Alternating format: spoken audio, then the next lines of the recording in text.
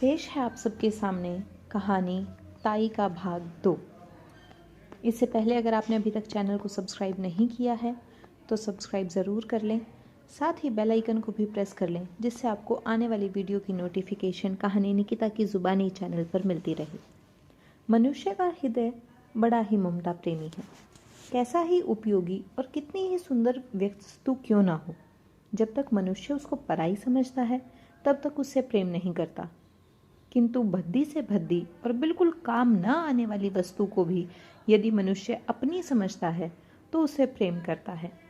पराई वस्तु कितनी ही मूल्यवान क्यों ना हो, कितनी ही उपयोगी क्यों ना हो, कितनी ही सुंदर क्यों ना हो, उसके नष्ट होने पर भी मनुष्य कुछ भी दुख का अनुभव नहीं करता, इसलिए कि वह वस्तु उसकी नहीं, पराई है।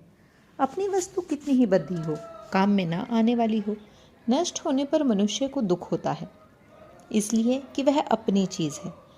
कभी कभी ऐसा भी होता है कि मनुष्य पराई चीज़ों से प्रेम करने लगता है। ऐसी दशा में भी जब तक मनुष्य उस वस्तु को अपना बनाकर नहीं छोड़ता अथवा मन में यह विचार नहीं कर लेता कि वह वस्तु मेरी है, तब तक उसे संतोष नहीं होता। ममता से प्रेम उत्पन्न होता है और प्रेम से ममता, इन दोनों का साथ चोली दामन का सा है। ये कभी पृथक नहीं किए जा सकते।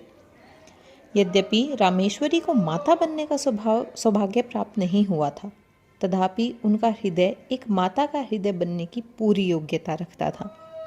उनके हृदय में वे गुण विद्यमान तथा अंतर्निहित थे जो एक माता के हृदय में होते हैं, परंतु उसका विकास नहीं हुआ था। उनका हृदय उस भूमि की तरह था जिसमें बीज तो पड़ा हुआ है, पर उसको सींचकर और इस प्रकार बीज को प्रस्फुटित करके भूमि के ऊपर लाने वाला कोई नहीं था। इसलिए उनका हृदय उन बच्चों की ओर खिंचता तो था, परंतु जब उन्हें ध्यान आता कि ये बच्चे मेरे नहीं हैं, दूसरे के हैं, तब उनके हृदय में उनके प्रति द्वेष उत्पन्न होता, घृणा पैदा होती थी। विशेषकर उस समय उनके द्वेष की मात्रा और भी बढ़ जाती थी जब वो देखती थी कि उनके पतिदेव उन बच्चों पर प्राण देते हैं जो उसके हैं ही नहीं। शाम का समय था। रामेश्वरी खुली छत पर हवा खाने बैठी थी। पास उनकी देवरानी भी बैठी थी। दोनों बच्चे छत पर दौड़ दौड़ कर खेल रहे थे। रामेश्वरी उनके खेल को देख रही थी। इस समय रामेश्वरी को उन बच्चों का खेलना कूदना बड़ा भला मालूम हो रहा था। हवा में उड़ते हुए उनके बाल, कमल की तरह खिले उनके नन्हे नन्हे मुख, उनकी प्यारी प्यारी तोतली बातें, उनका चिल्लाना, भागना, लौट जाना, ये सभी क्रीड़ाएं उसके हृदय को शीतल कर रही थी। सहसा मनोहर अपनी बहन को मारने दौड़ा। वह खिलखिलाती हुई दौड़कर रामेश्वरी की गोद में जा गिरी। उसके पीछे पीछे मनोहर भी दौड़ता हुआ आया और वह भी उन्हीं की गोद में जा गिरा। रामेश्वरी उस समय सारा द्वेष भूल गई। उन्होंने दोनों बच्चों को उसी प्रकार गले से लगा लिया जिस प्रकार वह मनुष्य लगाता है जो कि बच्चों के लिए तरस रहा हो। उन्हें बड़ी संतुष्टि हुई। उस समय यदि कोई अपरिचित मनुष्य उन्हें देखता तो उसे यह विश्वास होता कि रामेश्वरी उन बच्चों की माँ है। दोनों बच्चे बड़ी देर तक उनकी गोद में खेलते रहे। सहसा उसी समय किसी के आने की आहट पाकर बच्चों की माता वहां से उठकर चली गई। मनोहर, ले रेलगाड़ी, कहते हुए बाबू रामजी दास छत पर आए। उनका स्वर सुनते ही दोनों बच्चे रामेश्वरी की गोद से तड़प कर निकल भागे। रामजी दास ने पहले दोनों को खूब प्यार किया, फिर बैठकर रेलगाड़ी दिखाने लगे। इधर रामेश्वरी की नींद टूटी। पति को बच्चों में मगन होते देखकर उनकी भौहें तन गई। बच्चों के प्रति हृदय में फिर वही घृणा और द्वेष भाव जाग उठा। बच्चों को रेलगाड़ी देकर बाबू साहब रामेश्वरी के पास आए और मुस्कुराकर बोले, आज तो तुम बच्चों को बड़ा प्यार कर रही थी। इससे मालूम होता है कि तुम्हारे हृदय में भी उनके प्रति कुछ प्रेम तो अवश्य है।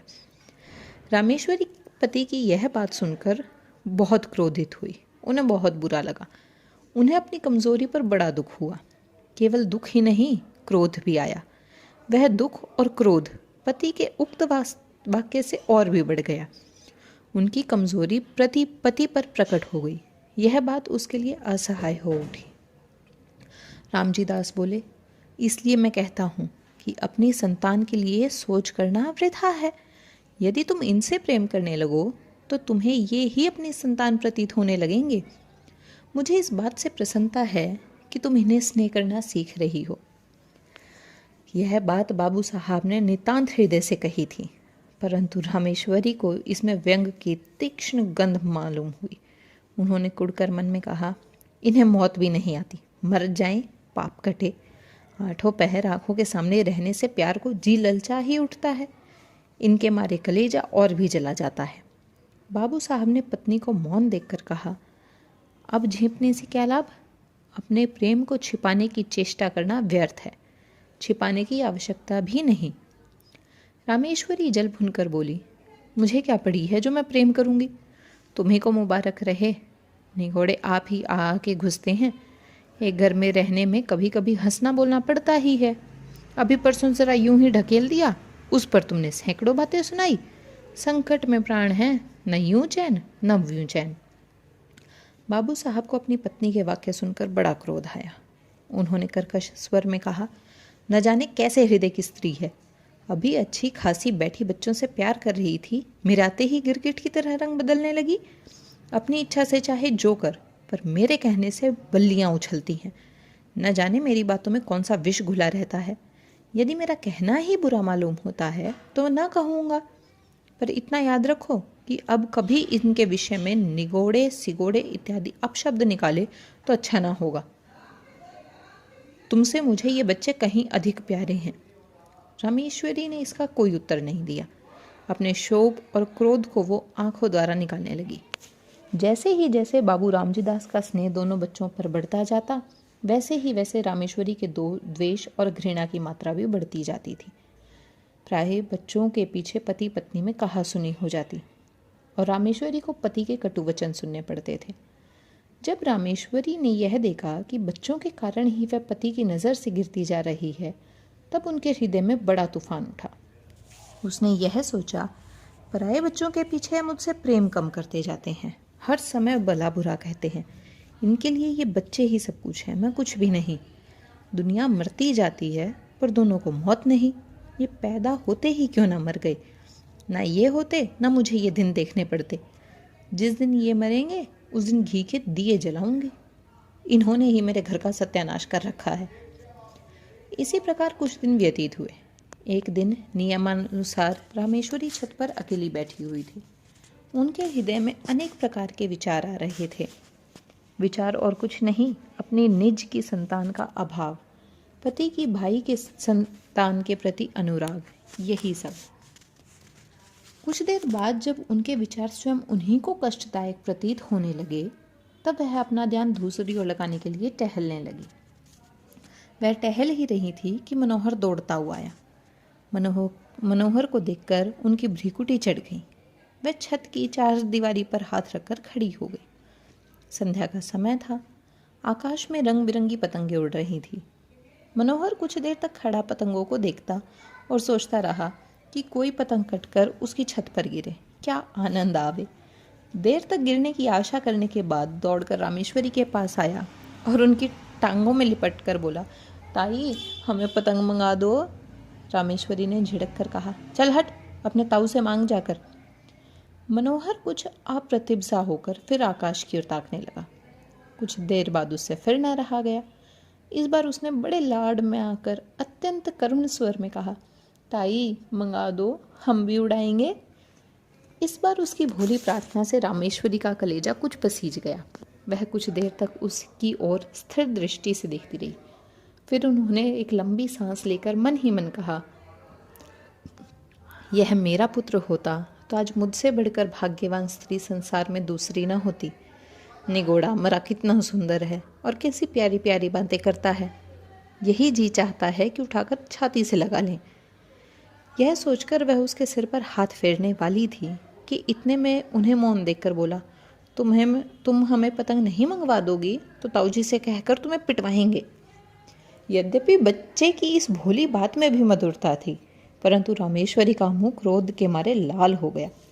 वह उसे झिड़क कर बोली, जा कह दे अपने ताऊजी से, देखें वह मेरा क्या कर लेंगे। मनोहर भयभीत होकर उनके पास से हट आया और फिर आकाश में उड़ती हुई पतंगों को देखने लगा। इधर रामेश्वरी ने सोचा, यह सब ताऊजी के दुलार का फल है कि बालिश्त भर का लड़का मुझे धमकाता है। ईश्वर करे इस दुलार पर बिजली टूटे। उसी समय आकाश से एक पतंग कटकर उसी की छत की ओर आई और रामेश्वरी के ऊपर से होती हुई छज्जे की ओर गिर गई। छत के चारों ओर चार दीवारी थी। जहाँ रामेश्वरी खड़ी हुई थी, केवल वहाँ पर एक द्वार था जिससे छज्जे पर आ जा सकते थे। रामेश्वरी उस द्वार से सटी हुई खड़ी थी। मनोहर ने पतंग को छज्जे पर जाते देखा। पतंग पकड़ने के लिए वह दौड़कर छज्जे की ओर चला। रामेश्वरी खड़ी देखती रही। मनोहर उसके पास से होकर छज्जे पर चला गया और उससे 2 फीट की दूरी पर खड़ा होकर पतंग को देखने लगा। पतंग छज्जे पर से होती हुई नीचे आंगन में जा गिरी। एक पैर छज्जे की मुंडेर पर रखकर मनोहर ने नीचे आंगन में झांका और पतंग को आंगन में गिरते देख वह प्रसन्नता के मारे फूला न समाया। वह नीचे जाने के लिए शीघ्रता से घूमा, परंतु घूमते समय मुंडेर पर से उसका पैर फिसल गया और वह नीचे की ओर चला। नीचे जाते जाते उसके दोनों हाथों में मुंडेर आ गई। वह उसे पकड़कर लटक गया और रामेश्वरी की ओर देखकर चिल्लाया, ताई! रामेश्वरी ने धड़कते हुए हृदय से इस घटना को देखा। उसके मन में आया कि अच्छा है, मरने दो, सदा का पाप कट जाएगा। यही सोचकर वह एक क्षण रुकी। इधर मनोहर के हाथ मुंडेर पर से फिसलने लगे। वह अत्यंत भय और करुण नेत्रों से रामेश्वरी की ओर देखकर चिल्लाया, अरे ताई! रामेश्वरी की आंखें मनोहर की आंखों से जा मिली। मनोहर की वह करुण दृष्टि देखकर उसका कलेजा मुंह में आ गया। उन्होंने व्याकुल होकर मनोहर को पकड़ने के लिए अपना हाथ बढ़ाया। उनका हाथ मनोहर के हाथ तक पहुंचा ही कि मनोहर के हाथ से मुंडेर छूट गई। वह नीचे आ गिरा। रामेश्वरी चीख मारकर छज्जे पर गिर पड़ी। वह 1 सप्ताह तक बुखार से बेहोश पड़ी रही। कभी कभी जोर से चिल्ला उठती और कहती, देखो देखो, वह गिरा जा रहा है, उसे बचाओ, दौड़ो, मनोहर को बचा लो। कभी वह कहती, बेटा मनोहर, मैंने तुझे नहीं बचाया। हाँ, मैं चाहती तो बचा सकती थी, देर कर दी। इसी प्रकार के विलाप वह किया करती। मनोहर की टांग उखड़ गई थी। टांग बिठा दी गई। वह क्रमशः अपनी असली हालत पर आने लगा। 1 सप्ताह बाद जब रामेश्वरी का बुखार कम हुआ, अच्छी तरह होश आने पर उन्होंने पूछा, मनोहर कैसा है? रामजी दास ने उसे उत्तर दिया, अच्छा है। रामेश्वरी, उसे पास ले आओ। मनोहर रामेश्वरी के पास लाया गया। रामेश्वरी ने उसे बड़े प्यार से हृदय से लगाया। आंखों से आंसुओं की झड़ी लग गई। हिचकियों से गला रुंध गया। रामेश्वरी कुछ दिनों बाद पूर्ण स्वस्थ हो गई। अब वह मनोहर और उसकी बहन चुन्नी से द्वेष नहीं रखती थी और मनोहर तो अब उसका प्राणाधार हो गया। उसके बिना उसे एक क्षण भी कल नहीं पड़ती थी। तो कैसी लगी आपको हमारी कहानी ताई? अगर अच्छी लगी तो चैनल कहानी निकिता की ज़ुबानी को सब्सक्राइब करना ना भूलें। साथ ही बेल आइकन को भी प्रेस कर लें, जिससे आपको आने वाली वीडियोज़ की नोटिफिकेशन मिलती रहे।